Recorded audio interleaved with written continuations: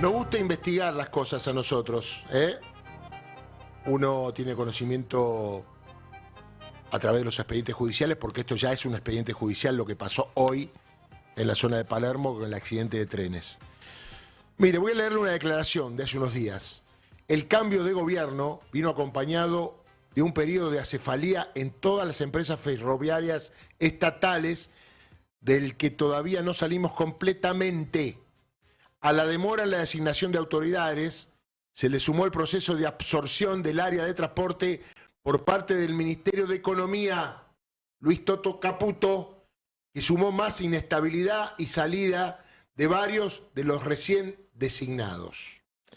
Esto lo dijo Facundo Frey, experto ferroviario, hombre de la UNSAM. Y claro, hoy hay que escucharlo, porque él lo dijo. Y mire lo que pasó. Facundo Frey está con nosotros. ¿Cómo estás, Facundo? Un gusto saludarte aquí en el Destape Radio. Hola, buenas tardes, Darío, ¿cómo estás? Bueno, a ver, por lo que veo no te sorprende lo que pasó. No, lamentablemente no sorprende.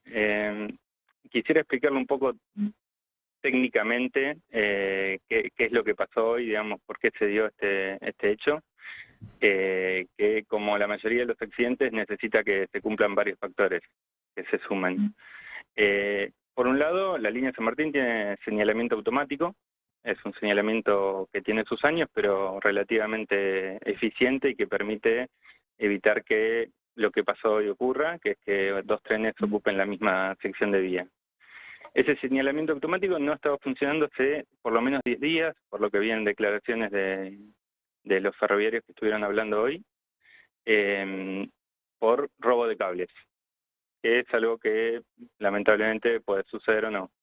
El problema es que eso se prolongó durante demasiado tiempo, la línea no pudo resolverlo, no pudo arreglar eso, probablemente por falta de materiales para hacerlo, y eso devino en lo que desembocó en el accidente que tuvimos hoy directamente. Porque obviamente cuando hay un problema con las señales, hay un procedimiento para evitar para seguir circulando, tratando de mantener la seguridad, pero ese procedimiento es precario, digamos, es despachar tren por tren, asegurando que la sección de la vía no está ocupada por radio y ya no por señales, y eso prolongado en el tiempo, tarde o temprano lleva a que aumente la probabilidad de cualquier incidente. Pero esto tiene que ver con decisión política, obviamente. Y a ver, el sistema ferroviario es muy susceptible a la cantidad de inversiones que se inyectan. Bien. Lo vivimos, digo, a lo largo de la historia reciente, con las privatizadas, después con la restatización, alrededor del periodo de restatización de 2013 en adelante, donde se inyectó una enorme cantidad de dinero, incluyendo, por ejemplo, la formación hoy que llevaba a los pasajeros, es de ese periodo de inversiones, y que gracias a eso probablemente hubo mucho menos heridos, porque tiene algunos sistemas, esos coches y esa locomotora, la de atrás, ¿no? Sí. La que impactó contra el tren que estaba detenido, tiene sistema anticaballamiento, tiene una estructura más sólida y es un material rodante más nuevo, pero rápidamente, si el sistema pierde esa inversión, se empieza a notar en todos lados, incluyendo en la seguridad. Los usuarios hasta ahora probablemente lo veían en la regularidad, Claro. en Sí. muchas líneas suspenden servicios, achican servicios o tienen una frecuencia menos estable, pero ahora lo vemos de la manera más cruel, creo. Y el tema de que aumente el transporte, ¿no? Porque la gente encima aumenta el transporte. El tema de la quita de subsidios, ¿cómo juega eso?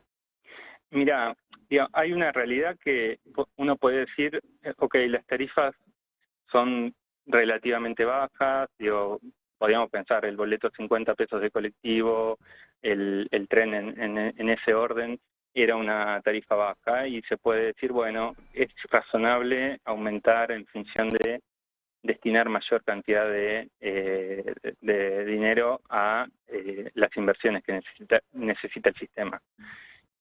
Se entiende que prácticamente en todo el mundo el Estado acompaña con subsidio al transporte, eso no existe.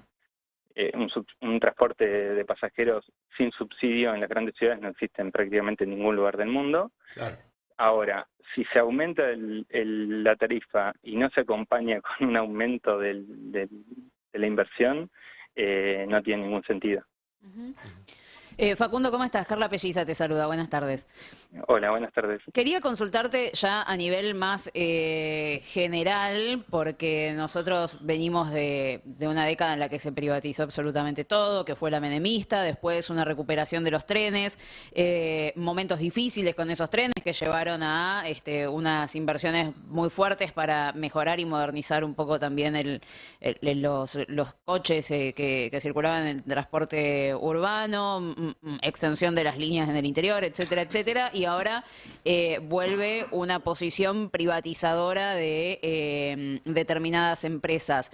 Que, teniendo en cuenta lo que pasó en la historia, ¿qué ves vos que le puede suceder al sistema ferroviario argentino en este momento si algo así llegara a suceder? Mira, la verdad no se entiende muy bien a qué apunta este gobierno, porque uno podía entender, podía estar en contra, pero entender la movida privatizadora de los 90 en función de que existía una tarifa que se acercaba a los costos reales de operación. Hoy día el sistema no es sustentable sin un aporte del Estado y promover un sistema que no tenga inversiones, donde ningún privado va a hacer las inversiones que tendría que hacer el Estado, porque no existe el privado que esté dispuesto a hacer ese aporte de capital. Lo vemos en los trenes de pasajeros, que son quizás los que están más cerca en el día a día, pero en los trenes de carga pasa lo mismo. Si no es negocio ni siquiera invertir en las vías en los trenes de carga para las privadas, ¿cómo se sostiene un modelo donde el privado sea el controlante de la vía? Claro. Eso no queda claro y creo que es parte un poco de ida y vuelta que tuvieron los ferrocarriles en estos meses de gobierno de Milei. Martín. Sí, quería preguntarte, en tu experiencia, hablabas recién de que las grandes ciudades no tienen sistema de transporte que no esté subsidiado por el Estado. Digo, ¿cómo se hace para dar una discusión un poco más profunda respecto al sistema ferroviario en nuestro país? Digo, históricamente el ferrocarril ha sido objeto de discusión, cosa que no ocurre en gran parte del mundo, ¿sí? Cuando vos te fijas qué pasa con las grandes urbes, el sistema más sustentable, más amplio, el de mayor difusión es el del sistema ferroviario. ¿Por qué crees que en nuestro país cala tan profundo ese discurso antiestatista o anti-desarrollo del sistema ferroviario? Y, a ver, yo creo que se cruzan muchos intereses. Por un lado, se entiende que el ferrocarril necesita una enorme cantidad de inversión y a veces los sistemas políticos no tienen la mira tan larga como para apuntar a realizar esa inversión para lograr ver los logros. Por otro lado, si pensamos en la red ferroviaria, en la extensión de la Argentina, los que más intereses tienen en que se mantengan manos privadas son algunos pequeños grupos que tienen gran capacidad de lobby. Los dueños son pocos de las concesiones privadas y se mantienen a pesar de estar vencidas. Y es algo que podemos achacarle a este gobierno, pero también al de Alberto, porque las concesiones se vencieron durante el gobierno de Alberto y se continuaron de manera precaria, sí, sin un claro horizonte. Creo que tenemos que definir como país qué modelo ferroviario queremos. Si queremos un modelo puramente de corte extractivo tercermundista, donde se saca de la mina y se lleva al puerto, o si queremos una red que integre el país.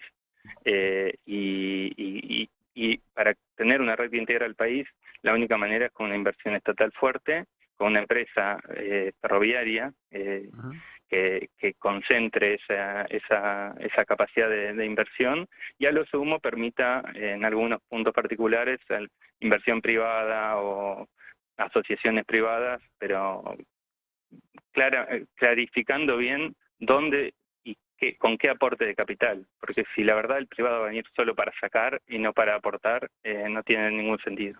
A ver, yo me equivoco si veo que los concesionarios solo hacen negocio y no aportan nada a la empresa ferroviaria, o no es así. Es así, digo, desde los 90 plantearon un modelo medio utópico donde se esperaba que el sistema tenga una sostenibilidad con la tarifa, pero se derrumbó rápidamente, ya antes de la caída de la ley de emergencia económica, digamos, y la caída de la convertibilidad, ya el Estado estaba aportando dinero para sostener el servicio, y después de la caída de la convertibilidad fue aumentando enormemente la cantidad de aportes del Estado para sostener el sistema. El sistema de concesiones claramente tuvo un fracaso enorme que se vio como gran reflejo en la tragedia de Once, y a partir de ahí el periodo de estatización logró concentrar que el dinero que se invierte realmente en la vía se invierta en la vía. Digamos, el dinero que se invierta en el sistema vaya a la vía y vaya a nuevas locomotoras, nuevos coches, nueva infraestructura. Claramente ese proceso no tuvo una continuidad lineal. Con el macrismo, también con el albertismo tuvo sus vaivenes. Ahora se menciona mucho la obra de electrificación del San Martín, que está pendiente y que fue anunciada en varios gobiernos, y es algo que no se está, a pesar de tener financiamiento internacional, no se avanzó con eso. Pero bueno, es indispensable que el Estado haga esa inversión y que no se retire, porque no existe un sistema de transporte que sea sustentable con una tarifa real. Si cobráramos lo que corresponde al servicio de colectivos, al servicio de trenes, Claro, lo que llegaríamos es una ciudad colapsada de autos, porque es sería verdad. más barato viajar en auto muchas veces que viajar en el transporte público. Y lo Por último, eso se subsidia en todo el mundo. claro, está claro, esto es bueno, que está subsidiado en todo el mundo, o sea, no puede dejar de ser subsidiado, eso está claro. Exacto, se piensa en la externalidad positiva nos conviene como ciudad, como sociedad, de que la gente viaje en transporte público. Es más ecológico, más económico en conjunto, menos accidentes, no es solamente para sacar autos y que el tráfico vaya más fluido. No, y lo llevo también para los trenes de carga, que antes era la normalidad para transportar cereales, en vez de que los camiones vayan por la ruta. Esto ya cuando vino el menemismo, ¿no? Te vuelvo para atrás. Y creo que eventualmente también en aquel momento había una discusión que tenía que ver con entregar lo que es toda la red ferroviaria, pero dejando sin efecto algo que era útil, como el tema de los trenes de carga, que implican mucha capacidad de llevar granos y que no se corre riesgo tanto como en camiones y en rutas, ¿no? Exactamente, sí.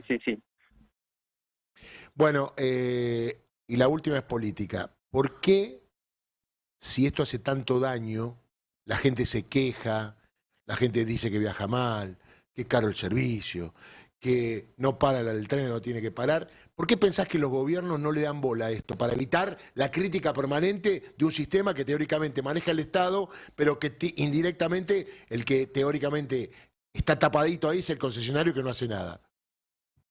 Es una pregunta muy difícil de contestar. Creo que quizás un politólogo pueda contestarla mejor, pero aventurando una respuesta, diría que no hay una gestión desde el Estado profesional en cuanto al transporte. Faltó un gran proceso de profesionalización. Yo soy licenciado en una carrera nueva de una universidad nacional que apunta un poco a esto y que creo que viene a tratar de subsanar un sistema que estaba acostumbrado a funcionar muy endogámicamente, muy muy mirándose el ombligo todo el tiempo y con un Estado y unos gobiernos que no han sabido cómo coordinar eso con el resto de los transportes, con el resto de las políticas en general. Muy bien, Facundo, un abrazo grande, ¿eh? Muchas gracias. Facundo Frey, experto ferroviario, hombre de la UNSAN, muy claro. La verdad que hace mucho tiempo que no escucho a nadie con tanta claridad. Uno también, como ustedes, está conociendo el tema. Porque claro, uno dice, los gobiernos no le importa que la gente se queje todo el día de los servicios de tren y que corra el riesgo que de vez en cuando tenga un accidente y que muera gente, sea tapa de los diarios y que eventualmente terminen condenados por una responsabilidad y se use políticamente del otro lado o del otro lado para hacer campaña, digo. Es un tema que, y el tema que me llamó la atención, usted sabe más que yo de economía, el tema de que en todos los países hay subsidio, porque si no, no se podría pagar. Pero es que efectivamente, digo, es un mito que se construyó en la Argentina, que es que puede haber transporte público puramente privado. Digo, son muy excepcionales las situaciones en las cuales pasa esto en países súper desarrollados, pero en los cuales primero hubo una enorme inversión pública para que los sistemas funcionen.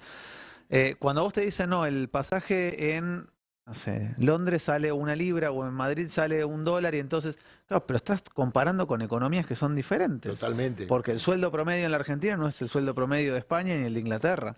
Y entonces